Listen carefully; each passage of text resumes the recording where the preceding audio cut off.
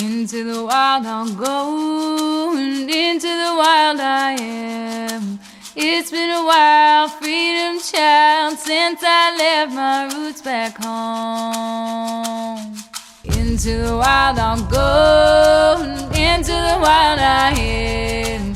It's been a while, freedom child, since I left my roots back home. Welcome to the Free Birth Society podcast. This is a radical space for women who are ready to celebrate their autonomous choices in birth, motherhood, and beyond. Together, we'll learn about wild birth through personal narrative, we'll explore the politics of birth, and we'll analyze everything that relates to our lives as women from a feminist perspective. Here's your host, Emily Saldea. It's been a while, freedom child,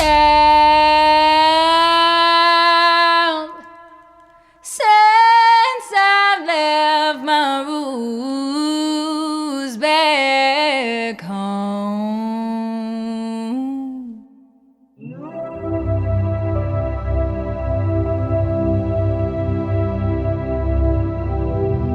I'm joined today by Sarah, calling in from her yurt on Maui, Hawaii.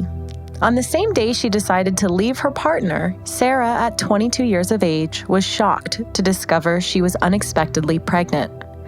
This episode is a poetic tale of a young woman turning towards trust, surrendering to the great mystery, and learning how to choose herself completely.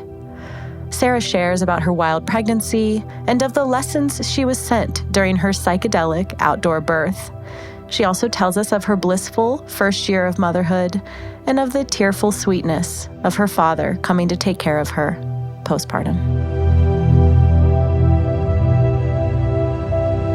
The beginning of my journey to motherhood, my child, Canoe, my sweet little boy, Canoe, was a total surprise. Yeah, I was 22 when I got pregnant with him, and I had actually just separated, or I asked his father to separate, and then literally that same day I conceived Canoe, and oh my God.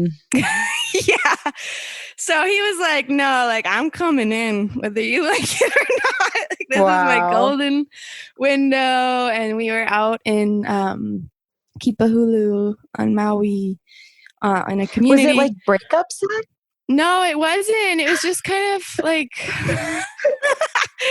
it was just kind of spontaneous. Like he had left to go stay in this farm on the other side of the island, and I went to go visit and just like drop in and connect with my loved ones over there. And then, we did the thing and I got pregnant. And I remember like the next morning just feeling really, really, really in love with him. And like something shifted vibrationally for us. I was like, whoa, like this is weird. Like all of a sudden my heart just feels like blasted open to you. And it was never closed. It was just kind of the intimacy factor. I was like, I just want to like reclaim my energy right now. But then, hey, I got pregnant. And so so I have this thing where I say like, canoes are glue. Canoe keeps us together. And yeah, bonds us so deeply. And so I got pregnant, and, it was really beautiful. Seth really stepped up right away, and he left the community. He moved back over here and just got a job landscaping. And because I felt like total shit. Like in the first few months of my pregnancy, I was so sick. And all I wanted to do was sleep. Yeah, totally. Me too. Or I was like, all I could do, oh my gosh, like unless I was gonna chug down the caffeine, like my body was really, really needing rest. And something that was a vulnerable thing for me was that it took me like 3 months to really accept it. Like I was really hard for me to. I was 22 and I had this whole vision for my life. Like I'm going to focus on my music and travel the world more. But God had this other plan for me. And so now that I said it was like my path, I had to surrender to my path as a mother. And as soon as I did, like so many beautiful things started flowing into my life. And now more than ever now that I like have this deep love for my son, I couldn't imagine not knowing him. Like, and oh my God. I think you really bring up this idea, this notion, this reality that's not talked about enough, that babies can bring, and often do bring, abundance and even more vitality and even more gifts into our lives. And I think it's such a patriarchal, kind of outdated narrative that a child is the end of our lives. And for so many women I know, myself included, I have never felt more creative and more, just abundant and vitalized than since I've created life. I mean, it makes sense, but it's something women need to hear. Absolutely. Yeah. Since becoming pregnant with Canoe, my whole life has shifted drastically in a really beautiful way. And I'm so much more grounded now. I was traveling for nomadic for years, like probably 7-8 years since I was 15. And I needed this. I needed to like root deeply into the earth and fully like embody the mother in order to actually like value myself and my energy and really value life. Like I cherish life so much more now. It's really incredible. So yeah, my pregnancy, I chose to not have any ultrasounds. I did some research and found that it was damaging. And even before the research, my intuition told me no. And I'm a very intuitive being, or we all are, but I've made actions in my life to really nurture my intuition and trust my intuition. And my intuition really guided me to have the wild pregnancy and just like really trust my body. And the only time I went to a doctor was to pee on a stick. That's funny. When I was 8 days pregnant, and she's a woman in our community, and she's a beautiful soul who ended up actually coming after my birth. Like I'll share that a bit later, but yeah, so no ultrasounds for us. And thankfully my partner was very supportive he's such a naturalist, and he really supported me in just trusting my intuition and having a free birth, which is huge to have that support and that trust from my partner. And so thankful for that. So at what point was it clear to you that you weren't going to like hire a midwife? And obviously it's one thing to choose home birth. It's a whole nother thing to really step outside of you did choose home birth, you birthed at home, but you know what I mean? Like to step outside the entire paradigm of a provider being there to manage you. So tell me a little bit about like when that started to kind of come into your head. Like, did you think about any of this before you were pregnant? I know it was a surprise, so I'm kind of assuming maybe not. Yeah, I had thought, I've always wanted to be a mama, and I've always had, I'm just a wild person, like very, I used to live in the jungle and sleep on the earth and bathe in the rivers and just always striving to be as close to the earth and as close to that primordial energy as I could, because that what feeds my soul. And I just kind of knew, like, honestly, as soon as I transitioned from like, okay, I'm actually having this baby. I'm 3 months now. Like, there's no turning back. And so now it's time to think about, okay, how are we going to do this? And I just started connecting with women in my community. And luckily here in Hawaii, there's a lot of beautiful women and mothers that have chosen to really birth in their power and birth at home or birth freely without a midwife, or birth with a midwife. And so I'm just like in that energy here already. And it's intuitively, that's what came to me. I knew I was going to have a free birth. I just felt it in my bones. Like, whew. I had a lot of people telling me, like, get a midwife, you can do it. And I was like, well, are you going to give me $3,000? you have money for me? And then, because I think that was like my excuse was like, oh, it costs money. So like, I'm just not going to get a midwife. But like, really, it was deeper than that. It was like, I just know that I want to have a free birth. And had you heard that term prior? Yeah, I had, because I mean, I had tuned into a podcast throughout my pregnancy. And then I also had a couple of friends that I remember tuning in with my sister, Riley, when I was just pregnant. She was like, yeah, whatever's for you, it'll come to you. Like for me, I just got a hit with having an unassisted birth. And that's what ended up panning out for me. And I was like, cool, well, I'll just flow with it. See. Gosh, it makes such a difference when you know a woman that can speak to it. It's such a big deal. A few weeks before my birth, there's a wise woman in our community who I used to live with her, and like I really love her, and she really loves me, and she's an acupuncturist and an herbalist, and she's like, she invited me and my partner over and was like, I really think it's a good idea that you guys get a midwife. And at that point I had already decided like, no, like I don't want it. Cause she had offered like to be there and support, cause she's attended probably a dozen births and has a lot of knowledge in helping with the process. But she actually, this is huge to share this, but she had a very traumatic experience where the birth she had recently attended, like a week before she called us in, the baby actually died. And so she was like in that wound, and I feel like really kind of sharing out of love and protection, but also out of that wound of totally. Like, she was there as a doula, and the fucking baby died. Like, well, also the irony is like, but that birth did have a midwife and a doula, and it still happened because it does happen, you know, and it happens more than people realize, and it happens in the hospital way more frequently than people realize. And yeah, it's there's no like stone cold way to avoid the possibility of that.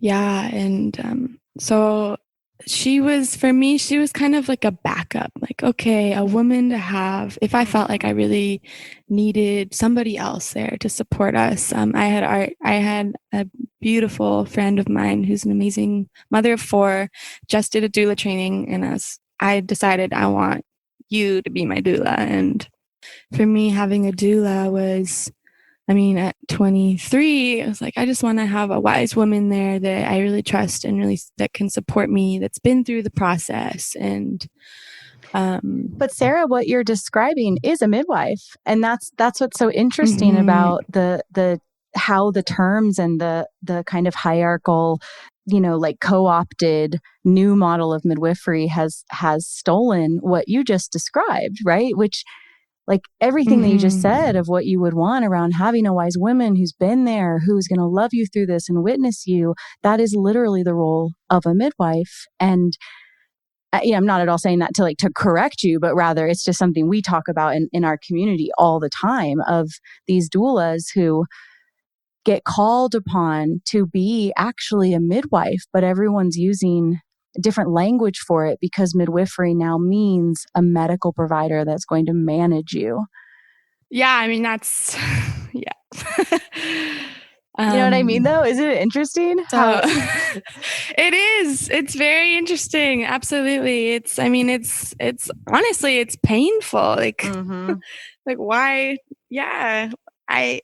That's something that I wanted to tap into as well, as my emotional journey through my labor. So yeah, I had Mohala, my doula, and she was incredibly helpful. And then the woman, my auntie Morgana, she ended up coming, but because my doula wanted her. Last minute, my doula was like, she felt some fear and wanted extra support. Like she didn't feel comfortable just being that only person there. Wow. Because it was her first birth that she'd attended. And I had a whole process around that because I felt like my vision was altered because That's a of big other deal. people's projections or other people's needs. Like, because my mom, my mom also showed up, and I didn't really want my mom there, but I mean, I really just wanted a friggin' free birth. Like, I knew that I would be the most comfortable, as far away from people as I possibly could. And I felt it in my labor. I felt self-conscious because I was diving into like the deepest portal of my entire life. And I felt self-conscious of that depth. Like, I don't want other people to hear this. I don't want other people to witness this. This is so personal. This is so deep. Like, I am literally traveling deeper into my ancestral lines than I ever have and ever will until I give birth again. And like, this is really, really vulnerable. And I totally understood like why I was envisioning myself alone in nature, because that's how I always envisioned myself giving birth, was alone in nature. And I mean, that was just, that's how we've always done it. Up until however long they told us that that's not the right way to do it. And wow. So yeah, I learned a lot. Like, I learned a lot about, okay, I mean, I had such an incredible birth, and I am really thankful that Morgana, my auntie, came, the acupuncturist, because I did end up standing up in the tub, and I had been in the tub water all day, and it was really dirty. And like, as soon as I stood up, my baby just flew out of me, and she was there behind me and like helped my partner catch the baby. And I mean, I was really upset about that. And I did express that to her. Like, I wanted my partner to catch, I wanted Seth to catch the canoe. And I felt, but you know, I am thankful. And that's what it comes down to at the end of the day. I know that my birth was incredible and beautiful and blessed. And I really had a lot of love and support around me, and people care for me. And it can be all of it. Like, of course, you can have all of that. It's a complex experience, and you can be so grateful to the people there and how hard they tried, and like give them the benefit of the doubt. Like, of course, they all did their best, and it was all done in service and love. And you can still also not like parts of it or criticize, you know, parts of it. Like, all of that gets to be here together, and it doesn't take away from your acceptance of the experience, right? Yeah. Because I actually think we really need women to share what you just shared, because so many birth attendants listen to this podcast, and more women, I think, need to get willing to talk about the parts that they felt were, you know, taken from them or that weren't centering them. And the more women that can know that, then they're going to have that at their backs when they go into more births. Yeah, absolutely. Yeah, for me, I've processed emotionally my whole labor, and days after my birth, I was just weeping and crying. I was so sad. I was so sad. And I was like finding, I think it was so much deeper than the actual literal birthing process that I was sad about, but it was giving me something to be sad about so that I could allow all of my emotions to flow. Like, whew, I don't think I ever cried that much in my whole life. And yeah. And so that's why I'm able to say, you know, right now I'm in a space of acceptance and gratitude, but for my birth experience. And there were a couple things about it that if I could go back in time, I would change. But I do see that it happened divinely, and it happened as it was supposed to. And the biggest lesson that I learned was, and you know, my friend, my dear sister Jessie, she was here when oh my God, I'm gonna cry. when I started in labor, she came and she brought flowers, and she helped my partner set up the tub, and she was like, "Stay true to your vision, Sarah. Stay true to your vision." And I was like, "Oh wow, like that's deep." Like right now, like to really, really, truly honor my vision for this birth. And in some ways I did, but other people's energies also got in the way of my vision. And that's why I understand now why I wanted to free birth. It's like, because I didn't want other people's friggin' energy to get in the way of my vision. I had a clear vision, and it unfolded a little differently because of other people. Yeah. But I'm also thankful for it all. You know? Totally. So I learned to really, truly, we just have to we have to trust ourselves. We have to trust our bodies, and whatever we can do to cultivate that trust is going to help us in giving birth. And if that can be a huge leap, like having a free birth, it's a huge leap, man, a huge leap of faith, especially when there's people outside saying like, get a midwife, everybody, even, I went to prenatal and yoga, and my yoga teacher, my first class, given she'd never met me, anybody that knew me was like, oh yeah, like a free birth, you can do it. But people that are more like in the old paradigm or not fully in trust, or people that honestly just had no idea who I am, they would say, get a midwife. And so yeah, my prenatal yoga teacher was like, get a midwife, and gave me a number of this midwife. And I texted her, and instantly I just felt this fear from her. And I texted her back and was like, I'm sorry, I can't meet up with you because I'm just not feeling your vibe right now. And I really need to protect my energy and protect what projections I'm letting into my field around birth right now.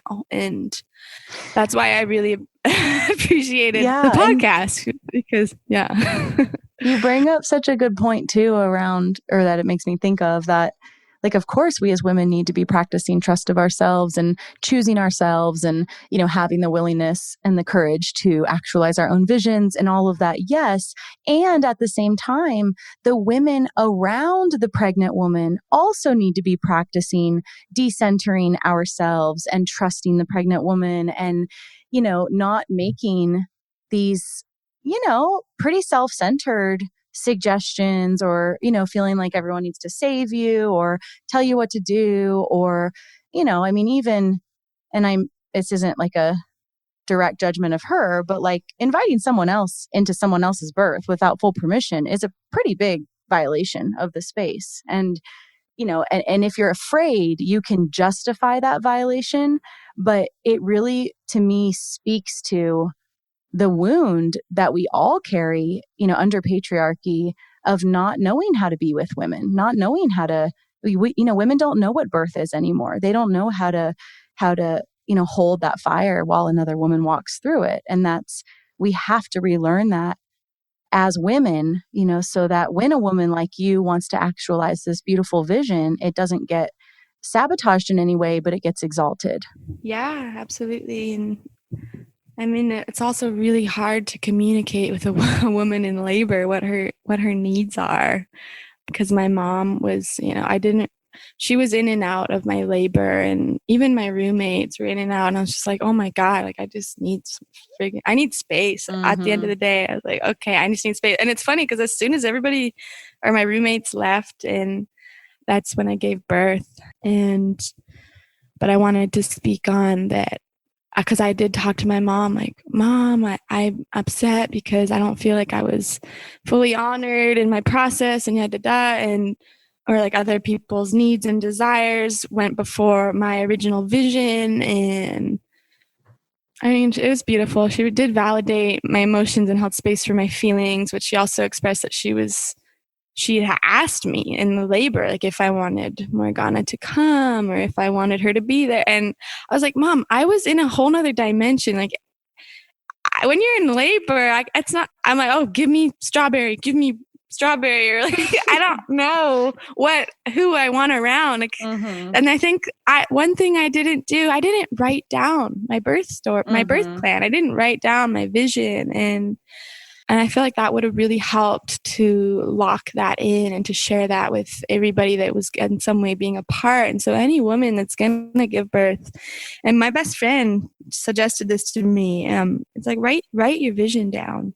Write down all the details, the sage, this watermelon juice, what time is the sun on you? Are you outside? Are you nestled in a cocoon inside? Are you in the bathtub? Are you out on the grass?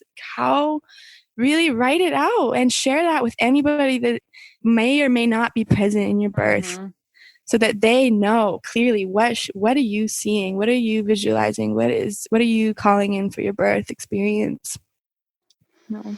Yeah, it's really important. No attachments. I know that so many of us have this beautiful vision, and then sometimes things, our spirit has another plan for us, and there comes a point where we have to surrender. Just like me getting pregnant, I had to surrender whatever my vision was and just fully surrender to becoming a mother. And same can go for our birth. And it is powerful to visualize, write it down, and really believe and feel it, and it can make a huge difference. So Totally. So tell me the story. oh, and all right, here it is. I was like, all right, now's the time. So I started going in. Okay, I really started labor a day before I was on my way to town to actually play a gig. And I started feeling, this little cafe, I've been playing there for over the years, music, and I started feeling something that I never felt before. I was like, "Oh, am I going to go into labor on stage?" And I got there, and it stopped, and I channeled some music, and it was so beautiful. And then I came home, and then the next day, in the evening, I remember I was working on a sewing project, sitting in my chair, and I walked into the kitchen and I said, I swear to God, somebody put weed in my food. Like, I am high right now. And I remember sitting on the same chair I'm sitting on right now. And something was going on. I felt like my pelvis was soft and I couldn't sit. And I didn't really know why yet. And then I went to sleep that night after I finished sewing, and I woke up around 3:33 because it's my favorite number. And I was pretty sure I was in labor. And I woke up my sweetie and I said, "Hey, I think it's happening. Like, our baby's coming." And it's like, "Wow, really? Okay." And all I wanted was to be in wide-legged child's pose on my bed and just breathe and feel and open. And a couple hours passed and it was steady. And so I was fully convinced at that point that I was in labor, and my partner made me French toast. And that was my fuel for the first 10 hours of my labor was French toast, my all-time favorite breakfast. Oh, it was so magical. I just could feel the energy opening up, and my roommates, everybody starts waking up, and I'm like, "Yeah, guys, it's happening. Today's the day." And it was my roommate's birthday. Which is so cool. Carly, shout out. And us basically expressed that I was stealing the day because I'm in labor. So, they asked how they could help, and I asked them to kind of clean up my space, and so they did. They put things away and swept, which was so sweet. And I was 10 days before my due date. I calculated my own due date, and it was June 17th. I went into labor June 7th.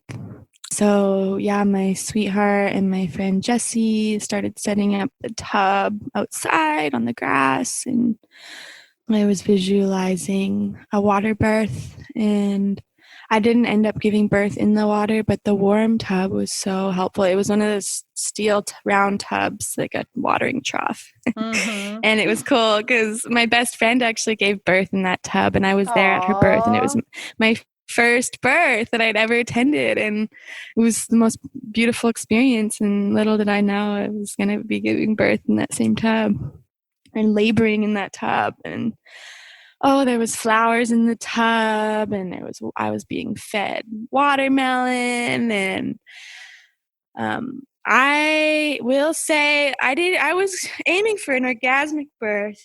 Of course. Didn't end up being orgasmic. It was I had a lot of deeply painful sensations in my labor. Like every contraction was just woo, it was a ride. And what helped me a lot was moving. Like, I ended up walking all over the property and walking in circles around the room and holding onto a tree and, spiraling and really welcoming as much movement as I possibly could. And moaning and toning and just doing whatever I could to get out of my head and surrender deeper and deeper and deeper. And I am thankful for my doula. There was she brought her dunes and was playing the drums, and that felt really amazing. And my partner was talking to me, and I remember looking at him like, don't speak English to me, just sing. I did not want to hear any words at all from anybody.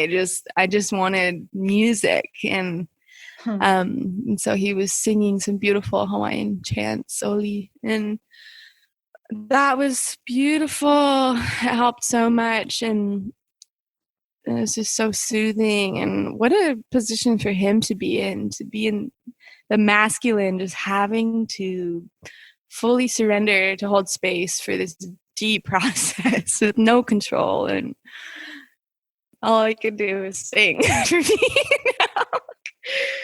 So there came a point in my labor that I felt like, well, before that point, I started singing. And this is something, okay, first thing I wanted to speak to was grief. When I was in my labor, I had to grieve. I really tapped into some very, very deep pain, and I couldn't really put my finger on it, but I was just wailing, crying, deep cry. And I remember my doula coming to me and just rubbing my back and like holding space for me to feel as I'm on the earth, throwing myself on the earth, just like screaming and crying. And I feel that throughout my whole labor, I was in a process of clearing. Like I was clearing my body. I was clearing the space and the land of which I live on. I was clearing my ancestral line, my mother and father line. I was clearing the way for this child to come through. And my most favorite part of my labor, which I'll always hold so sacred to me, is I started singing, and I tapped into something that was so deep. It was the deepest thing I've ever felt in my whole life. And it was a chant that was coming through me that was so beyond me. Like I wasn't even breathing. That's how deeply I was channeling. Like I was singing harder, louder, deeper than I'd ever felt. And it was like the soul of the earth was singing through me, and I could feel her, and it was so beautiful. It was like, wow, this is beautiful. And it was gushing through me like a waterfall. Like this deep song was gushing, and it was the only time in my entire labor that I did not feel any pain.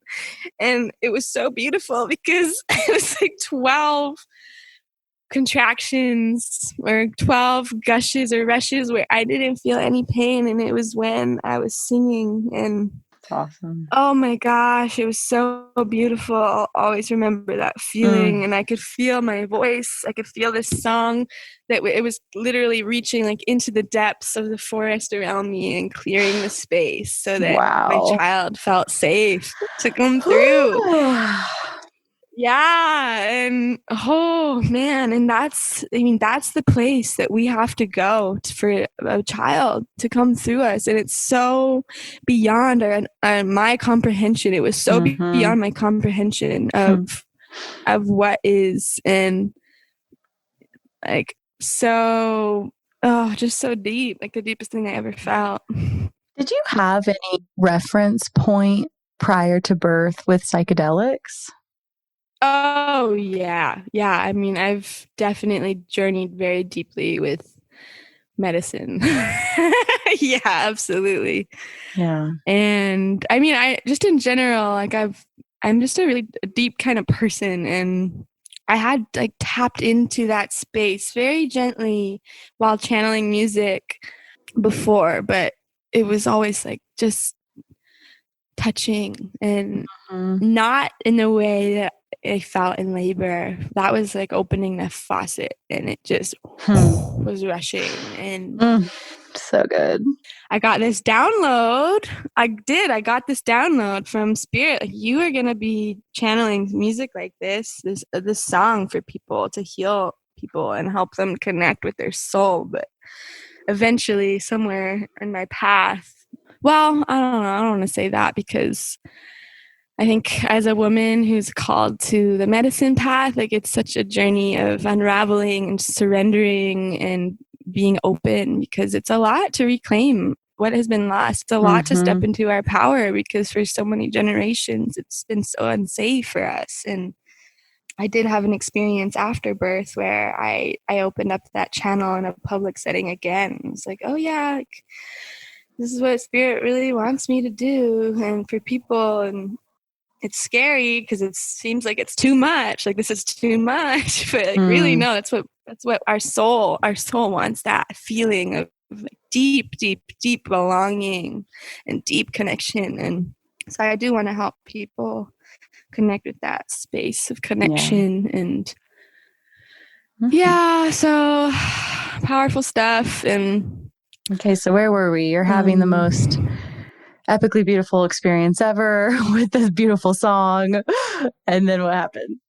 And then it fades out, and I lost touch with it. It was like a stream, and I was in the river, and then I snapped out of it, and then I was feeling tired, and I just remember allowing the warm water to hold me, and I needed that rest. Like, in between every rush, I needed to just rest as deeply as I possibly could. And my partner after was like, I thought you were going to drown or something, because you were just so still in those moments. So he was keeping a really close eye on me. But there was a time, I will speak to this, both my doula and then my, I guess, second doula, my Auntie Morgana, they, at one point, they both said, like, you're probably going to be here deep into the night. And that really pissed me off, because that took me out of the present. That took me out of just being present. It was like looking into the future. I'm like, oh, I'm going to have to be in this. I mean, I'm just in general, I'm used to being in a deep space or in a deep feeling. And so I think because they were witnessing me like being cognitive and able to talk, they thought I wasn't as deep in the journey. But I'm like, yo, I've had psychedelics, hello, medicine, hello. Like, I'm just a deep person, and it's okay. I just have experience with being in those states and also like being present. And so they, I guess, for some reason, were assuming that I wasn't as deep in the journey as I actually was. And also neither of them being midwives, like being able to, I mean, Morgana came like at the very end, like right when I was about to give birth. And then a little bit in my labor, she came to visit and then left and then was called upon again. I mean, tons of midwives try to predict it too and are often wrong. So what's even the point? I think the point you're making is so important though. Like, stop participating in this notion of time and space when a woman's in labor because it's so irrelevant. Straight up. Yeah. Straight up. Yeah. Any doula or midwife out there, like, don't friggin' tell the woman when she's going to give birth, because you don't know. You might think crazy. You know, but you don't friggin' know. And she doesn't know, and that's okay. Like, we don't need to know. It's the point. Yeah. And oh my goodness. So that's some critical feedback I have. But it did get to a point where, because I remember my doula was like, yeah, you're going to want to be in a trance. And I'm like, I'm pretty sure I'm in a trance, but I don't know. And so anything that gets in the mind, it's like, it's so much better. And I will say, like, she was amazing. She was playing the drum and just like really, I could feel her prayer and just feel her groundedness. And it was so nurturing for me just to look into her eyes and say, like, am I doing okay? And her being like, yes, you're doing great. Like, you're doing what you need to do. And just having like that focal point of somebody, a wise woman's eyes, and just her reflecting like, yeah, you're on track. But something that I did learn was, when you're at that point of, oh my gosh, I don't think I can do this, that's usually that you're breaking through that window of, active labor or whatever it's called when the baby's like crowning. And so another favorite into transition. Yeah. In transition. Yeah. And so it got to that point and I actually reached inside of my yoni and I felt my baby's head. And that was so empowering to just reach in and feel my baby's head inside of my vagina and be able to know, like, oh my God, like this is happening. Like I'm so close to giving birth and just feeling like so empowered and ready because I was at that point of, I don't know, like I'm really fucking tired. Totally. It's been like 14 hours. And as soon as I reached in and felt something switched because I knew. And the tub was pretty dirty because I had just been in and out all day. And so they started filling up the bathtub in the bathroom, but I wasn't having it. I was like, nope, this is happening. And I was squatting in the tub and I had my hand, like he was crowning and I had my hand over his head crowning and my partner too. I was like, come, like, let's do this together. And at that point I was so high and blasted into, I was blasted open. I was giving birth at that point. And somehow I stood up and after pushing a few times and, the only thing I wish that was shared with me in that space that wasn't was like, take your time, like slow down, take your time, don't rush this. Those words would have been very, very helpful because as soon as I got to that point, I was so ready to just push this baby out. Like, you're coming out of me, baby. And I was pushing really hard. And I actually, when I did give birth, when baby came, I actually did tear pretty bad. And I think had I slowed down more and had that guidance to just like really slow it down, then maybe it wouldn't have tore as bad. Who knows though. Yeah, I ended up, baby was crowning, a few solid pushes, and I remember feeling the sack, like the sack hadn't broken yet. And so baby was still in the sack. And I had never heard anything about the sack and I was like, is this okay? I remember asking, it's like, I can feel the sack. Is that okay? And Morgana was like, oh, absolutely. Like the baby can be born in the sack. I was like, oh, cool. And then at some point I stood up and then boom, it happened. And my partner was in front of me and then Morgana was behind me and baby just started flying out. Baby's head came out and my partner was in front of me, like with me present. And I was like, our baby. Morgana was behind and had her hand there and with the head. And then Seth like quickly whipped around and then they both caught him and the water broke right when he came out of me. And so he came out just totally clean and and I think because of that pressure of the amniotic sac, as soon as he came out, it was literally like a couple seconds, boom, he's out. That's awesome. Like there was no pushing. You have this on video? I have this on video. Oh my God, I gotta see it. That's amazing.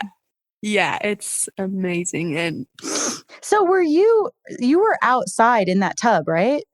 Yeah, I was standing up in the tub outside. Yeah, I'm remembering your photos. Yeah, and I hear that a lot with women. The adrenaline, just you stand up and boom, and that's such a good position because gravity is on your side. And I mean, as long as somebody's there, or I mean, I was holding on to the tub, I think, so I wasn't, or onto my knees, like I wasn't ready to catch my baby. I mean, maybe if there weren't people around supporting, then I would have been. Yeah, I would have for sure. And like babies can fall too. Yeah, into the water, and I'm sure it would have been fine. But Not ideal. Not ideal. Yeah. Or my partner, I'm sure would have like, yeah. But if I was alone, guaranteed, I was present enough. I could have, not that there is no could or would or should, but right. Yeah, I really do trust the birth process. And yeah, if there is a next time, I definitely want to catch my own baby for sure. Yeah.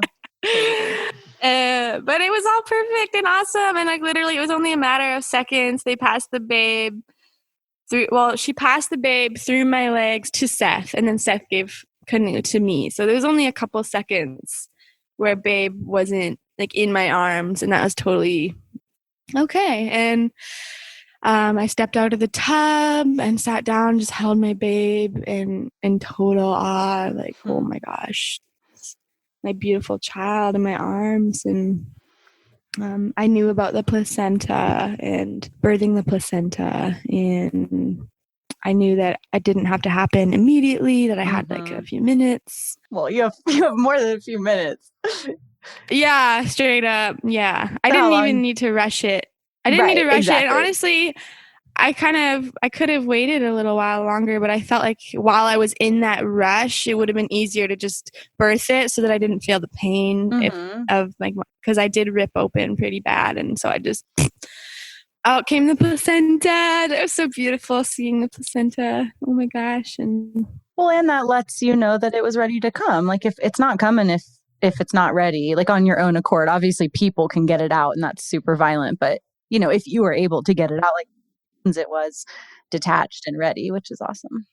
Yeah, I just squatted and it came right out, just like a tiny little push. And so I mean, when that happens, oh my gosh, it's a whole new world. Mm-hmm. And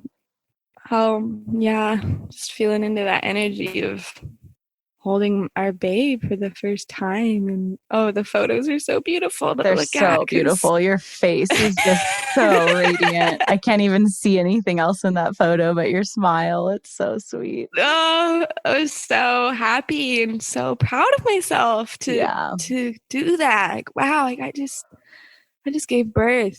Like that's the hardest thing I ever did in my whole life, and I just did it. I made it to the other side. Like I just walked that threshold, and in my power and in my strength and in my trust in spirit and in my body and in this earth and my ancestors. And so how old is your kiddo now? He is 13, going on 14 months. So how has it been? What was the first year of motherhood like for you? Well, wow, it's amazing. It's so different. My life is so different now in the most beautiful way. I mean, every morning I wake up and I'm in love with my child. It's like Christmas. I read a post the other day, and my friend was like, every morning it's like Christmas, like waking up to you. And I really do feel that, like every morning waking up to his smile, it's gold. It's the most beautiful thing. And I mean, to speak directly, I do want to speak to that postpartum window. I had a meal train immediately, so I had a lot of food coming from the community, and my partner took a week off of work, which was not enough, but we had to pay our bills, so he went back to work after a week. But thankfully my father came from Canada, and that was so beautiful. Like, oh my God, I hadn't seen him in a long time, maybe a year or two. And I am really close with my father. We have a really beautiful, beautiful connection. And for him to like hold my baby, and oh my God, it was so powerful for me. And for him to like step into this nurturing role of cooking me food and cleaning up and like changing Canoe's diapers, and like here I am like naked and bleeding, and like, my dad is like getting my sitz bath ready. Oh my God, that's so sweet. I know, just so precious and so like raw and vulnerable. And for him to just be like fully accepting and celebrating and open, like so open. And That's It was really, really really sweet. beautiful. And, Yeah. you know, and he bought us groceries and diapers. And so I was really blessed. And like my mom too is really, really supportive, but she actually got the flu right when Canoe was born, and it lasted for like 2 weeks. Oh no. And so she wasn't really around for those first couple weeks, but Dang. luckily I had a lot of support and it was all good. Yeah, I'll always remember that sacred window, this 40 days. I did my best to really honor that time and take it slow. And because I tore really bad, well, I had a 2nd-degree tear. The doctor that I went to, I got a pregnancy test from, and just down the road, she's a midwife and has been a midwife for many, many years. And she is such a beautiful, beautiful soul. She's an elderly woman, so gentle, and she actually ended up coming after the birth and giving me stitches for my tear. And So why did you choose to do that? What was that? To do stitches? Yeah, like that thought process. Like, how did you even know that you tore that bad? And tell me a little bit about that. Because Morgana, she took a photo and like showed me, and she's like, yeah, like you tore really bad. And if you want, we can get Shannon Ray to come up and just check it out and see what she thinks. And I'm like, yeah, sure. Gotcha. And so she came and she told me, she's like, yeah, I mean, in a country where you didn't have access to this support, I'm sure you'd be fine, but it is available and I'm happy to do it for you. I mean, it was like 9:00 at night and she came, and yeah, I just was like, felt called to get the stitches to help in whatever way. And so I did. And I mean, my yoni is totally different now, like inside and out, like where the opening, and there is some scar tissue actually where the stitches are. And it doesn't bother me except for like when I can feel the difference, but it is like really a process of like just fully accepting and accepting like my new yoni. For sure. Up.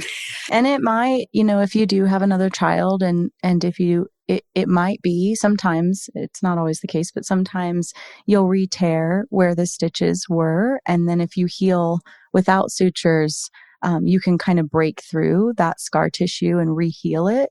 So it'll be interesting to see if that happens again. Yeah. Might not.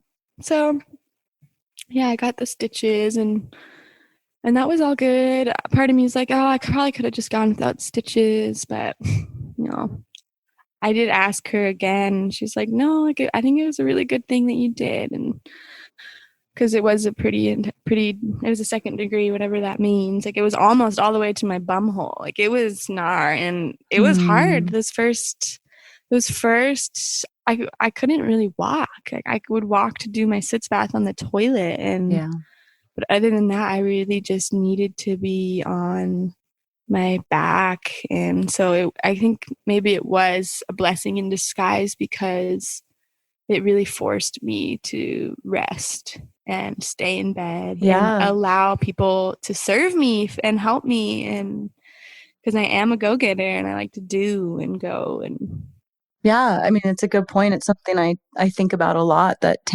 physiological tearing is actually highly adaptive. And there's it's very purposeful. Like we have such a culture that's like, says like, our yonis have to be a certain way, and that tearing is really scary and bad, and that it's actually, it's framed as like it's an expression of an injury, but I challenge that narrative, because what we see in industrial birth is injury, because there's directed pushing, everyone's numb, they can't feel their body, they're on their backs, they're not pushing with any instincts, it's so violent. And so those are not spontaneous tears. And obviously most women are cut with episiotomy scissors, which is so violent also. God, yeah. Yeah, I tore pretty bad too. Yeah, it's interesting. But I remember going through the same thing of just like, okay, this is my new vagina. Like it's different, and that's okay. And any part of me that's kind of like feels scared about that is really the parts of me that have been lied to about my body and about how to feel about my body. It was definitely definitely heady there for a couple days. Oh yeah. I mean, it's been 13 months and I am in a process of really like reclaiming my sexuality and reconnecting with my vagina in a whole new way. And I think it requires time to just really get to know ourselves as mother, and to celebrate like, wow, like I gave birth with this magical part of me, and it's different now because of it, and like finding a way to celebrate it and just cherish it. And like it's a beautiful thing because it's signifying like I gave birth. Exactly. And we're a allowed, miracle. Right. And we're allowed to change.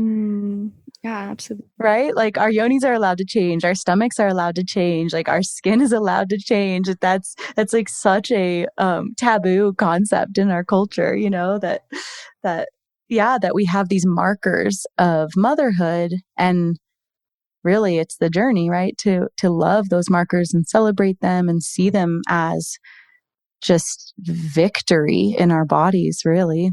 Absolutely. Well, thank you so much. Yeah. I just wanted to touch on one more thing about the placenta, because I wasn't sure what I wanted to do with the placenta, and if I wanted to eat the placenta or encapsulate it or have a Lotus birth. And Canoe was born with a really, really short cord. It's only like 1.5 feet long. And so we wanted to do a Lotus birth, but it was kind of really, really just impractical to in the bed. Like I was always scared I was going to tug on his belly button. Yeah. And so we ended up doing a partial Lotus birth where the next, I think it was like 17 or 16 hours, we left them attached. And then me and my partner had a ceremony where we just burned the cord once it was dried out. And like we each held one side and then burnt it. And then I was like, I'm going to eat some of that. And my partner, he fried it up with butter and garlic and brought it to me on a plate. Yeah. And oh my gosh, so we saved half of it in the freezer, and then the other half, I actually ate it up, and I fed some to my kitty, like a little piece. And when it was raw, at first I did eat a chunk when it was raw, like right away. And then a little later, he cooked it up, and then it was beautiful. We had a ceremony on the bed, and he ate some, I ate some, and my mom ate some, which was really potent. And then we saved it in the fridge, and it took about like 10 months or 11 months down the road. Or maybe it was a year down the road. It was just like a month or two ago, we planted the placenta under a tree, planted a tree with it. What was left of it. Yeah, exactly. What your family hadn't eaten. Yeah. It's so sweet. No, it's so good. Ceremony and ritual and honoring, and it's just these are largely lost arts, you know, lost rituals of our times. Well, thank you so much. Such a beautiful story. Yeah, I'm so thankful to have this technology to be able to share, because it helped me to listen to this podcast. And I'm really thankful, and sending so much love to everyone that gets to listen to this. Awesome. Thanks, girlfriend. Yes, absolutely. And thank you, Emily. So awesome that you're doing this. Such a beautiful service. Oh my goodness.